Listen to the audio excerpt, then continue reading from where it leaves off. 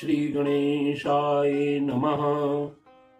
नारायणं नमस्कृत्य नरं चैव नरोत्तमं देवीं सरस्वतीं व्यासं ततो जयमुदीरयेत्।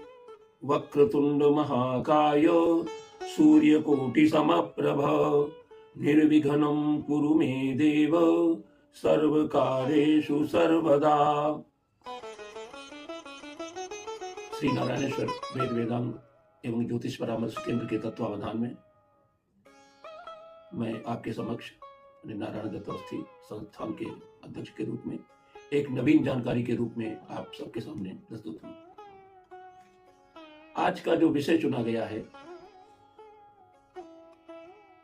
वो जो युवा वर्ग है वो वैदिक सनातन धर्म के अर्थ से कैसे जुड़े, राष्ट्र निर्माण में कैसे योगदान करे, इस तत्वावधान में थोड़ा सा विवेचन, कुछ उसके मूल मंत्र, युवा वर्ग के आगे बढ़ने के कुछ उपाय भगवान श्री गणेश को आवाहित करके, क्योंकि भगवान श्री गणेश पर बिना प्रकाश डाले हुए वो मूल मंत्र प्राप्त नहीं किया जा सकता। क्योंकि आदि में गणेश, मध्य में गणेश और अंत में गणेश, यही ब्रह्मा विष्णु महेश जो महागणपति और ब्रह्म स्वरूप हैं, उनके ही इच्छानुसार कार्य सृष्टि का निर्माण करते हैं।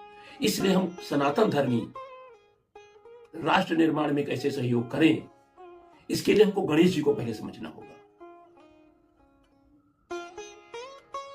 गणेश जी को जब उनका आकार देखते हैं, उनकी देव मूर्ति को हम देखते हैं तो उसमें हाथी का सिर लगा हुआ है। तो पहले तो हमको हाथी को समझना चाहिए, हाथी का सिर किस चीज का प्रतीक है। पहले हम सूंड को लेते हैं। हाथी की जो सूंड होती है वही उसकी नाक भी होती है, और वो जो सूंड, कभी आप हाथी को देखें तो हाथी फूंक मारता हुआ चलता है। वो घ्राण शक्ति है उसकी, सूंघने की क्षमता। और सूंघने का अर्थ केवल फूल सूंघना या किसी गंध को सूंघना ही नहीं होता। आप लोग कहावत में कहते हैं उसने तो बड़ी दूर से सूंघ लिया, जान लिया। विशेष रूप से ज्ञान भी सूंघना ही कहा जाता है। इस कारण से वो एक घ्राण शक्ति जो है वो ज्ञान की प्रतीक है। हाथी की सूंड का ये एक विशेषण होता है। इसीलिए भगवान, और हाथी की सूंड सीधी भी नहीं एकदम होती, इसीलिए भगवान गणेश को वक्रतुंड कहा जाता है, टेढ़ी सूंड वाली। क्योंकि चारों तरफ जानकारी चाहिए, बाएं भी चाहिए दाएं भी चाहिए। आंख बड़ी बड़ी होती है आंखें की, अच्छा देखना चाहिए। दृश्य जो है वो आप खूब अच्छे से देखें। कान और उससे भी बड़े होते हैं, तो कानों से दूसरे की बात सुनना चाहिए। ये प्रतीक गणेश जी का इस बात का। और गणेश जी की क्या विशेषता है? गणेश जी जो है उद्योग पर सवार है। पहली बात तो अंकुश है, अंकुश को अभी कर देते हैं। आज के युवा वर्ग के से हम जोड़ रहे हैं। आप किसी चीज में सफल होना चाहते हैं तो आपको गणेश जी की इन प्रतीकों का ध्यान रखना होगा। अपनी अनुचित इच्छाओं पर अंकुश लगाना होगा। गणेश जी का पेट बहुत बड़ा है, लंबोदर कहे जाते हैं, एक नाम का लंबोदर। यानी पेट में क्या, ये तो बात पेट में लगता है, कहावत चलती है। पेट बड़ा होना चाहिए, क्यों? उसमें तमाम बातें समाई हुई हो, दूसरे से ज्ञान प्राप्त करें और उसको अपने पेट में रखें, यानी अपने अंदर रखें। और अंकुश अनुचित इच्छाओं पर रखें। गणेश जी का एक हाथ में अंकुश है, दूसरे में पाश है। अंकुश से अपनी इच्छाओं पर अंकुश रखें कि जब तक हम सफल नहीं होते तब हम किसी भी भौतिक इच्छाओं का उपयोग नहीं करेंगे, क्योंकि विद्या प्राप्ति एक तपस्या होती है।